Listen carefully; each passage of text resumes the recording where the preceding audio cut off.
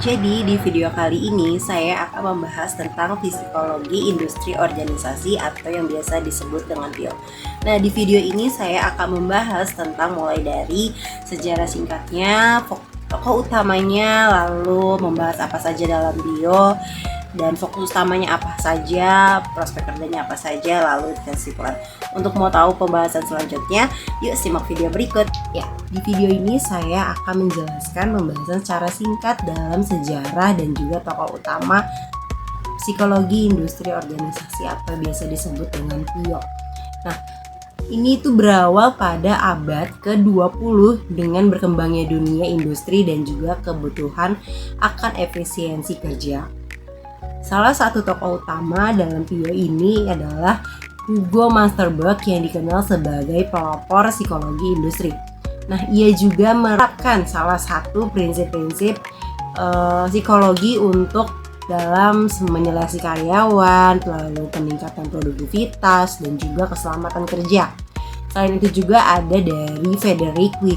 Taylor juga berperan melalui pendekatan manajemen ilmiah yang menekankan efisiensi kerja meskipun dia berasal dari bidang manajemen. Dalam psikologi industri dan organisasi atau biasa disebut dengan PIO merupakan cabang psikologi yang mempelajari perilaku manusia dalam konteks kerja dan juga organisasi. Dalam bidang ini mempelajari berbagai aspek antara lain dari perilaku kerja individu, hubungan antar karyawan, interaksi individu dan juga organisasi, serta faktor psikologis yang mempengaruhi kinerja dan kesejahteraan kerja. Secara lebih spesifiknya dalam PIO ini ada beberapa yang dipelajari mulai dari seleksi atau rekrutmen karyawan, analisis dan mendesain pekerjaan, lalu pelatihan dan pengembangan antar karyawan, penilaian kerja, lalu ada motivasi atau kepuasan kerja, ada juga kepemimpinan, komunikasi organisasi, kerja tim, budaya dan iklim organisasi, serta stres dan kesehatan mental di tempat kerja. Lalu ada penjelasan singkat dari setiap aspeknya. Yang pertama, ada rekrutmen dan seleksi karyawan. Ini itu proses yang menarik untuk memilih individu yang paling sesuai dengan kebutuhan dan juga tuntutan pekerjaan. Lalu yang kedua itu pelatihan dan juga pengembangan. Di sini upaya untuk meningkatkan keterampilan, pengetahuan dan kompetensi karyawan agar kinerjanya lebih optimal. Yang ketiga itu penilaian kinerja. Ini untuk mengevaluasi terhadap hasil dan perilaku kerja karyawan sebagai dasar umpan balik dan pengambilan keputusan. Yang keempat itu motivasi kerja. Ini faktor psikologis yang mendorong karyawannya untuk bekerja dengan semangat dan juga mencapai tujuan. Yang kelima itu kepemimpinan atau yang biasa disebut dengan leadership. Ini cara seorang pemimpin mempengaruhi, mengarahkan dan juga mengkoordinasi anggota timnya. Lalu yang keenam ada komunikasi organisasi untuk menyampaikan informasi yang efektif antar individu maupun antar bagian dalam organisasi.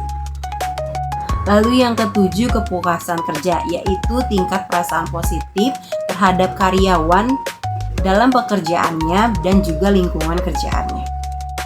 Dan yang terakhir, yang kedelapan itu kesehatan mental di tempat kerja.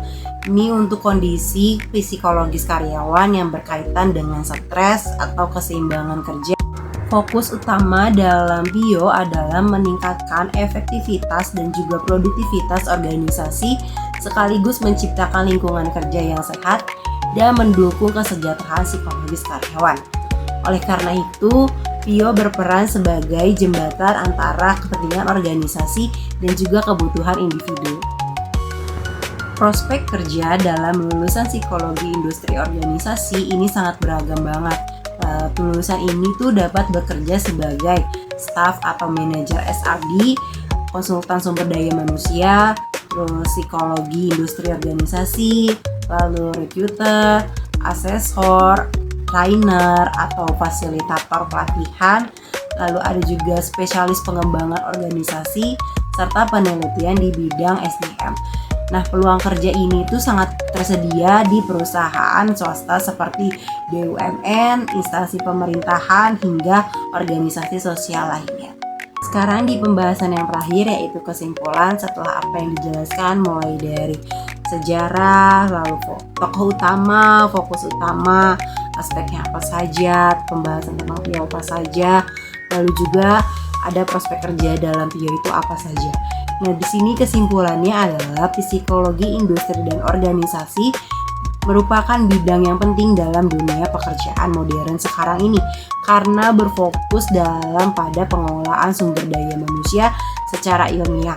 Dengan itu, memahami perilaku manusia di tempat kerja, dia membantu organisasi mencapai tujuan secara optimal tanpa mengesampingkan kesejahteraan individunya. Mungkin itu saja yang bisa saya sampaikan dalam video ini dalam psikologi industri organisasi yang apa saja yang dibahas. Semoga ilmunya bermanfaat dan sampai jumpa.